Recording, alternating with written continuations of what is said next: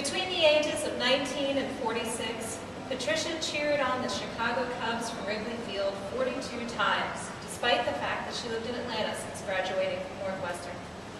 She had traveled as far away as Toronto to watch their Cubbies play. Every game she couldn't attend in person, she watched on TV or, if absolutely stuck, listened to on the radio. She knew which sportscasters she liked best and which were just overpaid weathermen. But she could not stand to see the Cubs lose. And she developed an elaborate routine to help them to victory during those games when they couldn't hear her voice in the Wrigley crowd. 1 hour before the game, she double-checked the pantry for all the food she'd need. Nachos ready by the start of the game, popcorn if they were behind by the 7th, but crackers if they were ahead, and a beer to end. If she was alone, she positioned her armchair, a pale green recliner with wings embroidered with green and yellow flowers, directly in front of the television. Yes, it was ugly, but it was so comfortable. She often clutched a blue rabbit's foot that she bought at Wrigley Field years ago, and even in her house she wore a battered Cubs ball cap. Her husband had grown up in Chicago and certainly appreciated the Cubs, but there was no way he could keep up with Patricia's zeal. Then again, he worked long hours in the Delta corporate office, traveled a lot, made great money, which meant both that he didn't catch very many games with her and that she didn't have to spend the day at work. One beautiful summer afternoon late in the season, Patricia's husband was in Prague, and the Cubs were down by 6 in the bottom of the 5th against the Reds. The goddamn Cincinnati Reds, Patricia fumed. Gorzelany had already allowed 2 home runs from Bruce, and now he'd just given up another one to Belacki, his first ever in the majors. "Pull him!" she shouted at the television. She knew it was only Quaid's 4th game as manager, but he'd won the other 3. "Pull him!" She shook the rabbit's foot at the screen. The catcher, Soto, walked down onto the mound. Patricia gasped. She clutched at her left shoulder. Soto and Gorzelany whispered together. She pounded a fist against her chest. She fell back into the armchair. "What's there to discuss? Pull him!" she said. Or just thought, perhaps. It wasn't until after the games, the Cubs lost 7-1 and Bruce got yet another homer, that Patricia realized what had happened.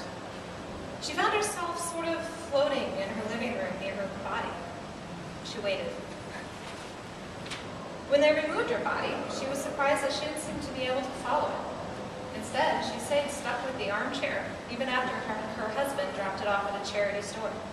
She tried to warn him, even shouted at him, but he couldn't hear her. She was stuck in the charity store, not knowing how to communicate or make any choices, wondering if this was really the afterlife, and if so, where was everyone else? When Leonora found her there, Patricia chattered non-stop in the van all the way to her new home, the Rescue. Leonora listened to her, responded a little, and set the chair up in a nice spot near a radio. She flicked the dial to a sports station, and Patricia whooped with delight. Then Leonora started introducing her to other spirits, just like herself, attached to items, but still conscious and human. Patricia had so many questions that she talked right over that afternoon's Cub game.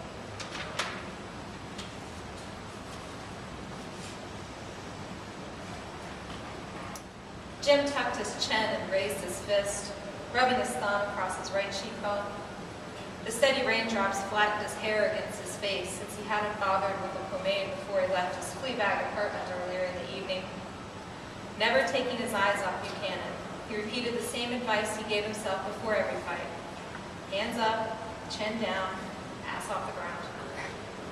He tried to keep his feet moving, in part to keep his opponent guessing, and in part because the rain had already soaked through his shoes and he didn't have socks to keep him warm. Buchanan did the same, and they circled each other as if dancing. Around them, a ring of cheering men and a few gasped women passed handfuls of soggy, crumpled bills. "Any more for any more?" someone shouted, and collected the last few bets.